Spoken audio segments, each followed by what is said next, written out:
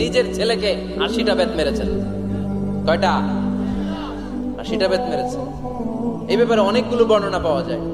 সবচেয়ে সহিহ বর্ণনা হচ্ছে মুয়াত্তা ইমাম মালিকের বর্ণনা।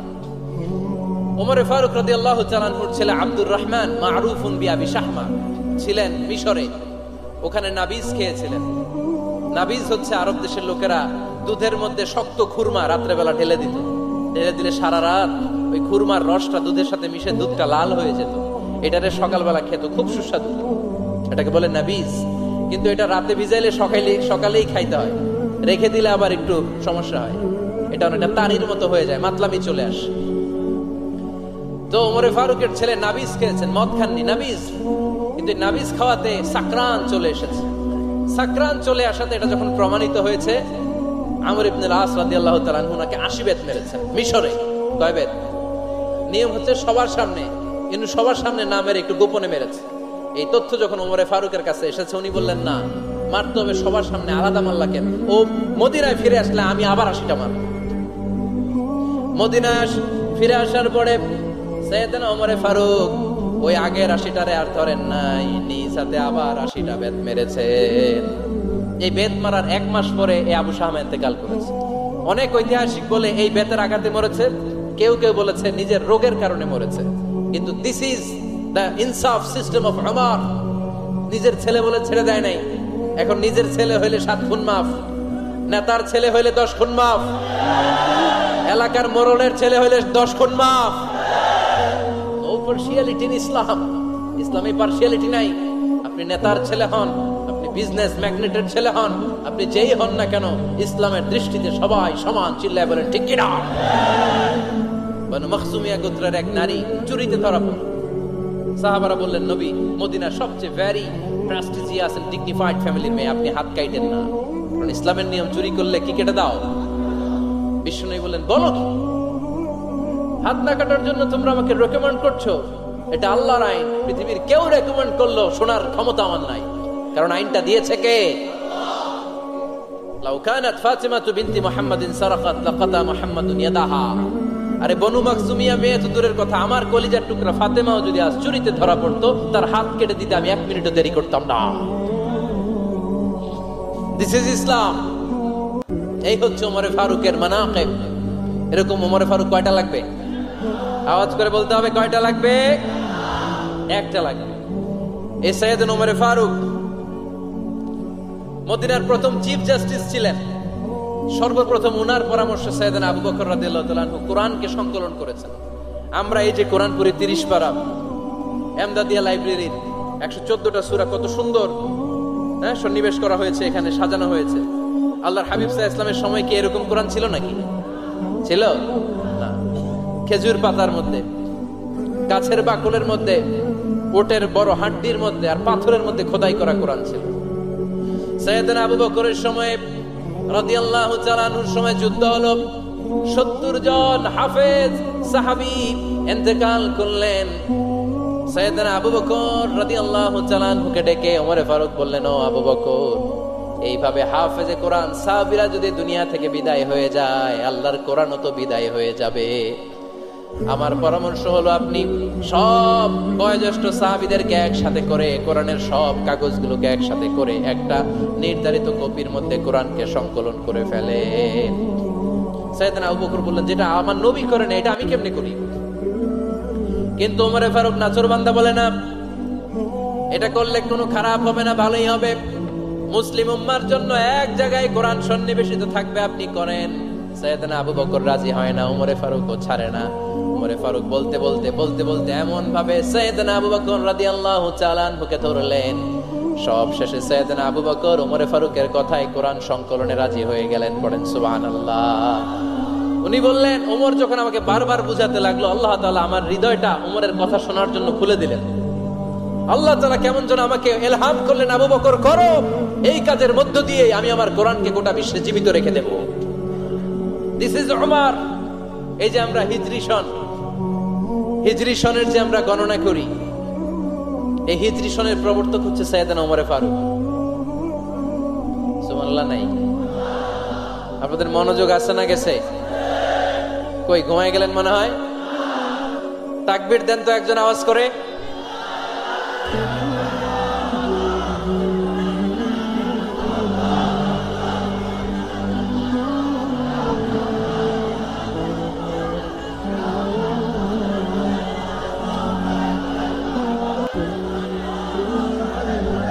মাশাআল্লাহ মাশাআল্লাহ। বসেন বসেন, এখনই শেষ করে দেব কিছু সময়ের মধ্যে। আমরা একসাথে বিদায় নেব ইনশাআল্লাহ। ওঠা বসা করবেন না, ওঠা বসা করবেন না, বসেন।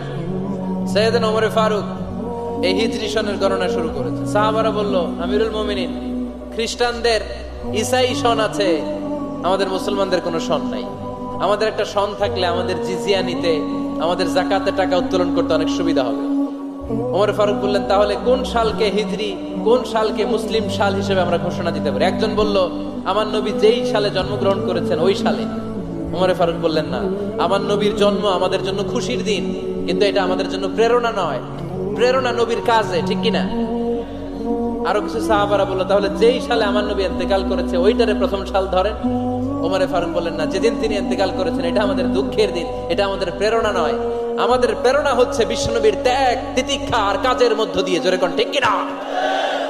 ওমর ফারুক বললেন, যেদিন বিশ্বনবী ইসলাম রক্ষায় নিজের মাতৃভূমি ছেড়ে মক্কা থেকে মদিনায় গিয়েছেন, ওই দিনটাকে হিজরি প্রথম দিন ধরে আমরা হিজরি সাল গণনা করে শুরু করে দিব। ওইটাই হচ্ছে হিজরি সন। সেখান থেকে হিজরি সনের প্রবর্তন করেছেন সাইয়েদনা ওমর ফারুক রাদিয়াল্লাহু তাআলা আনহু। এই যে স্টেট গভর্নমেন্ট, এই যে প্রিজন, জেলখানা, ক্যান্টনমেন্ট, সচিবালয়, গণভবন, বঙ্গভবন, মুক্তিযোদ্ধাদের ভাতা, রাষ্ট্রীয় ভাতা, এই সব নিয়ম কানুন সাইয়েদনা ওমর ফারুক তার রাষ্ট্রীয় আমলে তিনি নিজে করেছেন। চিল্লায় পড়েন আল্লাহু আকবার। মুসলমানদের আলাদা কারেন্সি, নিজস্ব মুদ্রা ব্যবস্থা নিজে চালু করেছেন। সৈনিকদের মধ্যে যারা বিবাহিত, প্রতি 6 মাস অন্তর অন্তর 1 মাসের ছুটি কাটাতে তারা ফিরে আসবে, সাইয়েদনা ওমর ফারুক চালু করেছেন। চিল্লায় আওয়াজ করে পড়েন আল্লাহু আকবার। এই যে আমরা 20 রাকাত সালাতুত তারাবি পড়ি রমাদানে, পড়েন না আপনারা? এটা সাইয়েদনা ওমর ফারুক চালু করেছেন। সুবহানাল্লাহ পড়তে পারলেন না? কোরআনে মোট 22টা আয়াত আছে যেখানে সাহাবারা ইনডিসিশনে ভুগছিলেন। বিশ্বনবীর মত একটা, ওমর ফারুকের মত আর একটা। এই 22 জায়গায় আল্লাহ তাআলা বিশ্বনবীর মতের পক্ষে আয়াত নাজিল না করে ওমর ফারুকের মতের পক্ষে কোরআনের আয়াত নাজিল করেছেন। আওয়াজ করে পড়েন আল্লাহু আকবার। এদিকে উঠলেন কেন আপনারা? যারা উঠছেন আমার দিকে তাকান।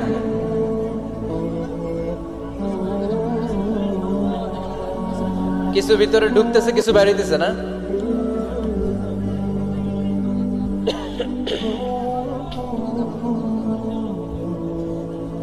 সাইয়েদনা ওমর ফারুক, আমরা সাহাবীদের জীবন চরিত পড়তে চাই না, কত যে অনুপ্রেরণামূলক দৃষ্টান্ত সাইয়েদনা ওমর ফারুক আমাদের জন্য রেখে গিয়েছেন। ওমর ফারুক যখন খলিফা, দিনের বেলায় যদি রাষ্ট্রে কোনো নিয়ম জারি করতেন, দিনের বেলায় জনগণকে কোনো বিষয়ে যদি নিষেধ করতেন, রাত্রে বেলায় খাওয়ার সময় ফ্যামিলি মেম্বারদের সবাইকে বলতেন, এই দিনের বেলা আমি জনগণকে এই কাজ করতে নিষেধ করেছি, তোমরা আমার ফ্যামিলি মেম্বার, খবরদার তোমরা এই কাজ করো না। জনগণ করলে যতটুকু শাস্তি, তোরা করলে পাবি ডবল শাস্তি। সুবহানাল্লাহ কইবেন না? আমাদের নেতারা ওই বাড়ির বিচার করে, ওই বাড়ির মাইয়ার বিচার, ওই বাড়ির পোলার বিচার, নিজের পোলা গাঞ্জা টানে আসরে নাই, নিজের মেয়ে অপরাধ করে আসরে নাই। কি নেতা ছিলেন ওমর ফারুক! আগে নিজের ঘর সামলিয়েছেন, আগে নিজেকে সামলিয়েছেন, নিজের ঘর ঠিক করেছেন। বলেছেন জনগণ করলে যত বেদ, তোরা করলে double Veda. This is call leader, ঠিক কিনা? এক বাবা এসে বললেন, ওমর ফারুক আমার ছেলে কথা শোনে না, বেয়াদব। ওমর ফারুক ছেলেরা ডাকলেন, বাবা তুমি তোমার আব্বাজানের কথা শোনো না, এটা তো কবিরা গুনাহ। ছেলে বলে, ওমর ফারুক সব দায় দায়িত্ব আল্লাহ ছেলে মেয়েদেরকে দিয়েছে। ওমর ফারুক বললেন, অবশ্যই দায়িত্ব দিয়েছে। তাহলে বলেন আমার বাবার দায়িত্ব কি? উনি বললেন, প্রাইমারিলি প্রথমত 3 দায়িত্ব। আইয়ানতাকিয়া উম্মাহ, পৃথিবীর প্রতিটি বাবার উচিত ছেলেদের মেয়েদের জন্য ভালো মায়ের ব্যবস্থা করা। 2 নম্বরে আইয়ুহসিনা ইসমা, সুন্দর তার একটা নাম রেখে দেয়া। 3 নাম্বার ইউআল্লিমাহুল কিতাব, তার আল্লাহর কিতাব শিক্ষা দেওয়া। এবার ছেলেকে আমার আব্বা 3টার একটাও করে নাই। এবার ওমর ফারুক রেগে গেলেন, বাবার কাঁধে ধরলেন, বললেন তুই ছেলের জন্য বিচার নিয়ে আসলি, তোর 3টা দায়িত্বের একটাও তুই পালন করিস নাই। ছেলে বলে, আমিরুল মুমিনিন আমার মা নর্তকী, আমার মা মাজুসি, আমার মায়ের মধ্যে কোনো আদব কাদব নাই, সুন্দরী দেখে আমার মারে বাবা বিয়ে করছে, আমার মায়ের কাছ থেকে জীবনে কিছু শিখি নাই। 2 নাম্বার সাম্মানি খানফাসা, আমার বাবা আমার নাম রেখেছে চামচিকা। কি নাম রাখছে? এটা নাম হইলো একটা, এরকম উল্টা পাল্টা নাম আছে না? নাই না, এগুলো রাখবেন না। আব্দুল্লাহ রাখবেন, আব্দুর রহমান রাখবেন। আর একটা কি বলছি আজকে? হুযায়ফা রাইখা দিয়ে পারবেন? ওয়ালাম ইউআল্লিমনি হারফাম মিন কিতাবিল্লাহ আমিরুল মুমিনিন। শুধু তাই না, আল্লাহর কোরআনের একটা অক্ষর আমার বাবা কোনোদিন আমারে শিক্ষা দেয় নাই। ওমর ফারুক রেগে গেলেন, এবার বাপের কান্দে দইরা মারতে শুরু করলেন। তুই পোলার নামে বিচার নিয়ে আইছিস, তোরে মার দিমু আগে। এরকম নেতার দরকার আছে না নাই? মদিনায় এক লোক তার বউরে রাগের চোটে 100 তালাক দিয়ে ফেলছে। কয় তালাক দেয়ার নিয়ম? কয়টা দিছে? কয়টা? এবার স্ত্রী কাঁদতে কাঁদতে এসে বলে, আমিরুল মুমিনিন দেখেন, আমার স্বামী আমারে রেগে মেগে 100 তালাক দিচ্ছে। ওমর ফারুক বললেন, দইরা নিয়ে এটা নিয়ে আসা হলো। ওমর ফারুক বললেন, কয়টা তালাক দিয়েছো? কয় 100টা। কেন দিছো? কয় মাথা গরম আছিল। এরকম আছে না? তালাক দেওয়ার সময় সব তালাক, তুই তালাক, তোর মা তালাক, তোর বোন তালাক, সব তালাক। তালাক দিবে ওয়াইফ রে, দিতেছে সবাই রে। তোমার ফারুক বললেন, দিবে 3টা, 100টা দিলা কেন? কয় মেজাজ গরম ছিল। কয় দাঁড়া, আত-তালাকু মিন শাআইরিল্লাহ, তালাক হচ্ছে আল্লাহর দেয়া বিধানের একটা নিদর্শন। এটা নিয়ে তুই খামখেয়ালি করলি? আমার রায় শোন, আমার রায় হচ্ছে 3 তালাকে তোর বউ তালাক, বাকি 97 তালাক তোর পিঠের উপরে পড়বে। এরকম বিচারের দরকার আছে না নাই? এরকম দৃষ্টান্তমূলক বিচার যদি বাংলার জমিনে দেয়া হতো, আর কোন নারী ধর্ষিতা হতো? আর কোন নারীকে অ্যাসিড মারা হতো? আর কোন নারী যৌতুকের জন্য কান্না করত? একটা অমর লাগবে, বেশি না। কয়টা লাগবে? তিনি গভর্নর সিস্টেম চালু করেছিলেন, governor system, Islamic state. Bahrain, Yemen, মিসর, কুফা, বসরা, মক্কা, মদিনা, এই 7 জায়গায় 7 জন গভর্নর পাঠিয়েছেন। তাদের থেকে তথ্য নিতেন। এই গভর্নর সিস্টেম উনি বানিয়েছেন। সাইয়েদনা আমর ইবনে আল-আস রাদিয়াল্লাহু তাআলা আনহুকে পাঠিয়েছেন মিশরে। মিশরে একটা দৌড় প্রতিযোগিতা হতো। ওই দৌড় প্রতিযোগিতায় আমর ইবনে আল-আস রাদিয়াল্লাহু তাআলা আনহুর ছেলে অংশগ্রহণ করেছে, কিন্তু এক মিশরি ওই দৌড় প্রতিযোগিতায় চ্যাম্পিয়ন হয়ে গেছে। রানার্স আপ হয়েছে আমর ইবনে আল-আসের ছেলে। এবার মিশরি ফার্স্ট আর গভর্নরের ছেলে সেকেন্ড। রাগের চোটে আমর ইবনে আল-আসের ছেলে ওই মিশরির মাথার মধ্যে কয়েকটা বাড়ি মেরেছে। মিশরি বলে, আমার মারলা কেন? তুমি খেলায় পারো না, আমারে মারলা কেন? কয়, আনা ইবনুল আকরামিন, আমি গভর্নরের পোলা, আমি যা বলবো এটাই হবে, আমার উপরে কথা নাই। মিশরি ওইখানে আর ঝগড়া বাঁধায় নাই, মনে দুঃখ নিয়ে মদিনায় চলে আসলেন।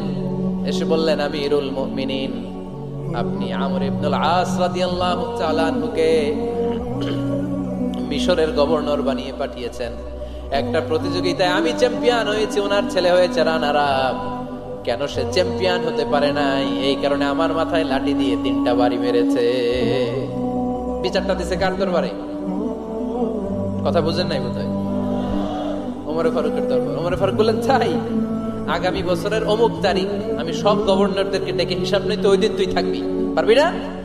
মিশরে বলে, পারবো মানে অবশ্যই পারবো। ওই দিন 7 রাজ্য থেকে 7 গভর্নর হাজির, গভর্নরদের ছেলেরাও হাজির, মিশরীয় হাজির। 7 গভর্নরের কাছ থেকে 7 এলাকার খোঁজ খবর নেয়ার পরে ওমরে ফারুক বললেন, আইনাল মিসরি, মিশরি লোকটা কই, এদিকে আয়। মিশরি সামনে আসার পরে বলল, আমর ইবনে আল-আস, তুমি মিশরের গভর্নর, তোমার ছেলে সহ তুমি আসো। আমর ইবনে আল-আস এসে সামনে বসে রইলেন। এবার বললেন, ও আমর ইবনে আল-আসের ছেলে, তুমি নাকি ইবনুল আকরামিন গভর্নরের ছেলে, তুমি যা বলবা মিশরে নাকি তাই হবে, তোমার নাকি অনেক দাপট। নিজে একটা লাঠি এনে মিশরীর হাতে দিয়ে বলল, এবার তোর মাথায় যতটা মারছে তুই ততটা গুনে গুনে মার, আমি দেখবো। আমর ইবনে আল-আস দেখবে, আমর ইবনে আল-আসের ছেলেরে তুই এখানে মার। সে বলতেছে, থাক, আপনি বলছেন এতেই যথেষ্ট, মারা লাগবে না, আমি মাফ করে দিলাম। ওমরে ফারুক বলল, খবরদার, মার, মার ওর মাথার মধ্যে। মিশরি ওমরে ফারুকের ধমক শুনে ভয়ে ভয়ে 3টা বাড়ি মারলো। এই বাড়ি মারা দেখেও ওমরে ফারুকের হৃদয় ঠান্ডা হয় নাই। লজ্জায় আমর ইবনুল আস, বয়স হয়ে গিয়েছে সাহাবা, মাথা তখন টাক, মাথায় চুল নাই, লজ্জায় মাথাটা হেট হয়ে মাথাটা নিচু করে রেখেছে। এবার রাগের চোটে ওমরে ফারুক বললেন, এবার আমর ইবনুল আসের টাক মাথার মধ্যে একটা মার মার। কেন ছেলেকে শিক্ষা দিতে পারে নাই? ইয়া আমর ইবনুল আস, মাতা জাআলতুমুন নাস আবিদা, তোমরা কখন মিশরীদেরকে নিজেদের দাস বানায় নিলা? ওয়াকাদ ওয়ালাদাতুম উম্মুহুম আহরারা, আর ওদের মায়েরা তো ওদেরকে স্বাধীন সন্তান হিসেবে প্রসব করেছে। মানুষদের উপর ক্ষমতাগিরি করার জন্য গভর্নর পাঠাই নাই। খবরদার, জনগণ তাদেরকে দেখভাল করার জন্য তোমাদেরকে পাঠানো হয়েছে, তাদের উপর কোনো অত্যাচার করার জন্য নয়। চিল্লায় বলেন ঠিক কিনা? এরকম নেতা কয়টা লাগবে? কয়টা? ওই নেতার নাম কি? ওমর। হ্যাঁ, হুয়া ইয়াতি ওমর। 22 জায়গায় বিশ্বনবী কয় একটা, ওমরে ফারুক বলে আরেকটা। আল্লাহ বলে, বিশ্বনবী আপনার পক্ষে আমি আয়াত নাজিল করতে পারলাম না, আমি ওমরের পক্ষে নাজিল করে দিলাম। বিশ্বনবী বলতেন, ইন্না লিকুল্লি উম্মাতিন মুহাদ্দাস, সব উম্মতের মধ্যে, সব নবীদের উম্মতের মধ্য থেকে একজন করে আল্লাহ তাকে মুহাদ্দিস বানাতো। মুহাদ্দিস না মুহাদ্দাস। মুহাদ্দাস মানে এমন লোক যিনি যা ভাবতো ওই ভাবনাটাই আল্লাহ আয়াত হিসেবে নাজিল করে দিতেন। বিশ্বনবী বলেন, আমার উম্মতের মধ্যে মুহাদ্দাস হচ্ছে সাইয়েদনা ওমর। মদিনার সবচেয়ে বড় মুনাফিকের নাম আব্দুল্লাহ ইবনে উবাই ইবনে সালুল, সব মুনাফিকদের সরদার। কিন্তু এই মুনাফিকের ছেলেটা হলো পাক্কা ইমানদার। এই ছেলের নাম হলো আব্দুল্লাহ। আওয়াজ করে বলেন, ছেলের নাম কি? আব্দুল্লাহ ইবনে উবাই ইবনে সালুল, মুনাফিক সরদার যখন ইন্তেকাল করলো, সাইয়েদনা আব্দুল্লাহ রাদিয়াল্লাহু তাআলা আনহু বিশ্বনবীর কাছে এসে চোখের পানি ছেড়ে ডেকে বলে, নবী আপনিও জানেন, আমিও জানি, মদিনার সবাই জানে আমার আব্বা মুনাফিকদের সরদার, কিন্তু আমার মন তো মানে না, আমার তো পিতা, আমার তো বাবা লাগে, আমার তো মন মানে না। আপনিও জানেন মুনাফিক, আমিও জানি মুনাফিক। নবী আপনার দরবারে কিছু আমি চাই না, আপনার গায়ের একটা জামা দেন, আপনার জামাটা পরিয়ে আমার বাবারে দাফন দিব। এর উসিলায় যদি আমার আব্বারে আল্লাহ মাফ করে দেয়, দয়ার নবী মায়ের নবী জামা খুলে দিয়ে দিলেন। পড়েন সুবহানাল্লাহ। আব্দুল্লাহ রাদিয়াল্লাহু তাআলা আবার আবদার চললেন, নবী জানি আমার বাবা মুনাফিক, কিন্তু আমার তো বাবা, আপনার দরবারে ফরিয়াদ, আপনি নিজে যে আমার বাবার জানাজার নামাজের ইমামতি করবেন। দয়ার নবী মায়ের নবী জানাজার নামাজে যেতে চাইলেন। ওমরে ফারুক বললেন, নবী না, খবরদার, আপনি উবাই ইবনে সালুলের জানাজায় যাবেন না। বিশ্বনবী জোর করে যেতে চাইলেন। সাইয়েদনা ওমরে ফারুক বিশ্বনবীর জামা পেছন থেকে টেনে ধরলেন। আল্লাহু আকবার। টেনে ধরলেন, যাবেন না আপনি। ওমর ফারুকের হাত থেকে হ্যাচকা টান মেরে জুব্বা টান দিয়ে বিশ্বনবী জানাজায় চলে গেলেন। রব্বুল আলামিন আয়াত নাজিল করলেন, ইস্তাগফির লাহুম আও লা তাস্তাগফির লাহুম ওয়া ইন তাস্তাগফির লাহুম 70 মাররাতান ফালাই ইয়াগফিরাল্লাহু লাহুম। নবী গো, একবার নয়, দুইবার নয়, 70 বারও যদি এই মুনাফিকের জন্য আপনি ক্ষমা চান, তার জন্য ক্ষমা নাই, তার জন্য আছে জাহান্নাম। ওয়ালা তাকুম, আপনি যাবেন না আলা কবরি, কখনো তাদের জানাজায় যাবেন না। এই যে একটা ভুল করে ফেলছেন, এটা এইবারই শেষ, এরপরে আর যাবেন না। সাইয়েদনা ওমর ফারুকের পক্ষে আল্লাহ তাআলা কোরআনের আয়াত নাজিল করে দিলেন। চিল্লায় পড়েন আল্লাহু আকবার। এভাবে 22টা জায়গায় ওমর ফারুক যা বলেছে, এটা নিয়ে একটা আলাদা আলোচনা হইতে হবে, আলাদা একটা আলোচনা লাগবে যে 22টা আয়াতে আল্লাহ তাআলা বিশ্বনবীর পক্ষে কোরআনের আয়াত নাজিল না করে সাইয়েদনা ওমর ফারুকের পক্ষে আয়াত নাজিল করেছেন। চিল্লায় পড়েন সুবহানাল্লাহ। ওই ওমর ফারুককে আমাদের মডেল বানানোর দরকার আছে না নাই? ওই ওমর ফারুকের জীবনী আমাদের ছেলে মেয়েদেরকে পড়ানোর দরকার আছে না নাই? আমাদের ভবিষ্যৎ প্রজন্ম এগুলো জানে না। ওরা সালমান খান দেখে বড় হয়, ওরা শাহরুখ খান দেখে বড় হয়, ওরা ঋত্বিক রোশনকে দেখে বড় হয়। ওরা মনে করে যে এরাই বড় সুপার হিরো। আমাদের যে কত বড় সুপার হিরো আছে এরা জানেই না। নতুন প্রজন্মের কর্ণকহুরে সাইয়েদনা ওমর ফারুকের ইতিহাস পৌঁছে দেওয়ার দরকার আছে না নাই? ওমর ফারুকের ইন্তেকালের ঘটনাটা বলেই আমরা মোনাজাতের দিকে যাব। শুনবেন? শুনতে চান? উনি স্বপ্নে দেখলেন একটা লাল মোরগ ওনাকে 3টা ঠোকর মেরেছে। কয়টা? উনি জুমার নামাজে, জিলহজ মাসের শেষ সপ্তাহে জুমার নামাজে বললেন যে একটা লাল মোরগ 3টা ঠোকর মেরেছে। মুগীরা ইবনে শুবা রাদিয়াল্লাহু তাআলা আনহুর দাস আবু লুলু আল মাজুসি, এই লোকটা খঞ্জর বানাতে পারত। মুগীরা রাদিয়াল্লাহু তাআলা আনহুর দাস। মুগীরা প্রতিদিন 4 দিরহাম করে চার্জ করত, যেহেতু দাস। সে এসে বিচার দিল, আমিরুল মুমিনিন, মুগীরা আমার থেকে বেশি টাকা চায়, জুলুম করে। ওমরে ফারুক বললেন, তাই? তুমি কি কাজ জানো? বলে, আমি খঞ্জর বানাতে জানি। বাড়ি কই? পারস্য। আরে তুমি খঞ্জর বানাতে জানলে তো 4 দিরহাম অনেক কম, সে তো আরো বেশি টাকা নেওয়া দরকার ছিল তোমার থেকে। আবু লুলুর এই কথা পছন্দ হয় নাই। সে কয়, ওমর তুমি সবারে দয়া দেখাও, আর আমার ক্ষেত্রে কঠিন নিয়ম বানাইলা, দাঁড়াও এই নিয়ম তোমারে আমি দেখাবো। এই রাগে সে বাড়িতে যে একটা খঞ্জর বানালো। কি বানালো? খঞ্জর চিনেন? ছোট্ট ছুরি। কিছুদিন আগে ওমানের সুলতান কাবুস ইন্তেকাল করেছে, জানেন আপনারা? ওনার এই কোমরের মধ্যে খঞ্জর থাকতো, ছবিতে দেখছেন? আরব শায়েখ যারা সুলতান, আমির, কোমরে কি থাকে? ছোরা থাকে, খঞ্জর। সে বাসায় যে একটা খঞ্জর বানালো, যে খঞ্জরের 2 মাথা, লাহু রাসান ওয়া মাকবাদাতুহু ফি ওয়াসাতি, আর ধরার হ্যান্ডেলটা মাঝখানে, এদিকেও ছুরি এদিকেও ছুরি, যাতে এইভাবে মারা যায়। সে ধার দিতে লাগলো আর বলল, ওমর দাঁড়াও, তোমার আমি দেখাবো। ওমরে ফারুক মসজিদে নববীর ইমাম, ফজরের নামাজের সময় এ আবু লুলু আল মাজুসি বুরনুস পরে, চাদর পরে, লুকিয়ে লুকিয়ে, সে অগ্নি উপাসক, মুমিন নয়। ওমরে ফারুককে অ্যাটাক করার জন্য গেলেন মসজিদে নববীতে। ওয়াকানু ইউসাল্লুনা বিগালাস, তখন ওনারা অন্ধকারে নামাজ পড়তেন। নামাজের সময় যখন হলো, লুকিয়ে লুকিয়ে প্রথম কাতারে ওমরে ফারুকের পিছনে মুয়াজ্জিনের পাশেই দাঁড়ালো, হাতে খঞ্জর। ইকামত হলো, ওমরে ফারুক সালাত শুরু করলেন, ফজরের সালাত, আল্লাহু আকবার।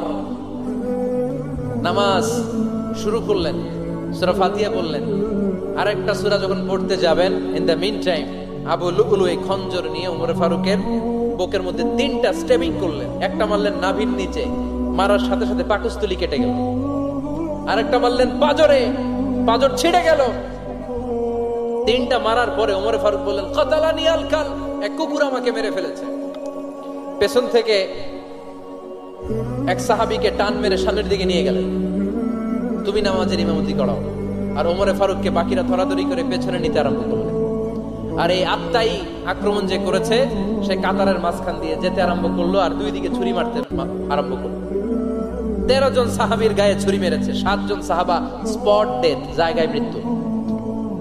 এই ভয়ঙ্কর অবস্থা দেখে এক সাহাবী বুরনুস, এক ধরনের জুব্বা আছে মাথাওয়ালা, অনেকে জ্যাকেট পরছেন না এরকম মাথাওয়ালা, লম্বা জুব্বা আছে, আরবরা শীতে পরে মাথাওয়ালা। এই মাথাওয়ালা জুব্বা বের করে এক সাহাবী জালের মতো তার দিকে উড়ায় মারল। ওই বুরনুসের মধ্যে পেঁচিয়ে আবু লুলু মাটিতে পড়ে গেল আর সুইসাইড করে ফেলল, নিজের বুকে নিজে মেরে আত্মহত্যা। যেই সাহাবীকে ইমামতির জন্য দাঁড় করালেন, উনি ছোট্ট সূরা দিয়ে প্রথম রাকাতে সূরা আল কাউসার, দ্বিতীয় রাকাতে সূরাতুল ইখলাস দিয়ে নামাজ শেষ। ওমরে ফারুক বেহুশ। ওমরে ফারুক কি বেহুশ। সবাই কান্নাকাটি করতেছে, সবাই দেখতে গেলেন, এখন হুঁশ ফিরে না। মুখের মধ্যে, মুখ খুলে রাষ্ট্রের চিকিৎসক মুখের মধ্যে দুধ দিলেন, ওই নাভি দিয়ে দুধ বের হয়ে যায়, পাকস্থলী কেটে ওখান দিয়ে দুধ বের হয়ে যাচ্ছে। তারা বললো, ওনারে বাঁচানো সম্ভব না, দেখেন হুঁশ ফিরে কিনা। হুঁশ ফিরলে ওনার পরে কে আমির হবে, উনি যেন প্যানেল ঠিক করে দিয়ে যায়। সবাই তাকিয়েছে ওমরে ফারুকের চোখের দিকে। আল্লাহর মেহেরবানিতে ঘন্টা খানিক পরে উনি চোখ খুললেন। চোখ খোলার পরেই বলেন নাই, ও মা আমি মরে যাই। চোখ খোলার পরে উনি বলেন নাই, কে মারলো আমারে। চোখ খোলার পরে উনি বলেন নাই, আমার পরে নেতা কে হবে। চোখ খোলার পরে সর্বপ্রথম কথাটি ছিল, আসল্লান নাস, আমার নেতৃত্বে যে ফজরের নামাজটা শুরু হয়েছিল, এটাকে ঠিক মতো তোরা পড়েছিলি? আমার নেতৃত্বে যে ফজরের জামাত শুরু হয়েছিল, সেটা ঠিকঠাক মতো সমাপ্ত হয়েছিল কিনা আগে বল। আসল্লান নাস, নামাজটা হয়েছে কিনা বল। সুবহানাল্লাহ করতে পারলেন না? This is Omar, hour super hero. নেতা অনেকগুলো লাগে না, এরকম নেতা একটাই যথেষ্ট, যে গোটা বিশ্বকে কাঁপায় দিতে পারে। চিল্লায় বলো ঠিক কিনা? আমরা চাই আমাদের ছেলেগুলো ওমরে ফারুকের মতো বড় হোক। আমরা চাই আমাদের ছেলে মেয়েগুলো খাব্বাব, খুবাইব, সাইয়েদনা আলী, উসমান, আবু বকর রাদিয়াল্লাহু তাআলা আনহুর অনুসরণে বড় হোক, ঠিক কিনা? আমরা একটা ওমর চাই, যিনি আমাদেরকে সালাতের শিক্ষা দিয়ে গিয়েছেন, ইন্তেকালের আগে বলেছেন সাল্লান নাস। এজন্য আমরা যেন নামাজ কখনো নষ্ট না করি। আল্লাহর জমিনে দ্বীন বাস্তবায়ন আসাদ্দুহুম ফি আমরিল্লাহি ওমর। ওমর রাদিয়াল্লাহু তাআলা আনহুর মতো এত কঠোর কেউ ছিলেন না। তাই দিন বাস্তবায়নে আমরা যেন কাউরে ছাড় না দেই। সবার আগে আল্লাহর দিন, সবার আগে আল্লাহর কোরআন, সবার আগে আমার ইসলাম, ঠিক কিনা? চাইলেই কেউ এদেশ থেকে ইসলামরে মিটাই দিতে পারবে না। যে দেশে আল্লাহু আকবার ধ্বনির সাথে সাথে সূর্য উঠে যায়, আল্লাহু আকবার ধ্বনির সাথে সাথে সূর্য ডুবে যায়, সে দেশে আর কিছু থাকবে না থাক আমার ইসলাম থাকবেই, আর কিছু থাকবে না থাক আমার কোরআন থাকবেই। সে ইসলামের সাথে থাকতে রাজি আছেন তো? কোরআনের সাথে থাকতে রাজি আছেন তো?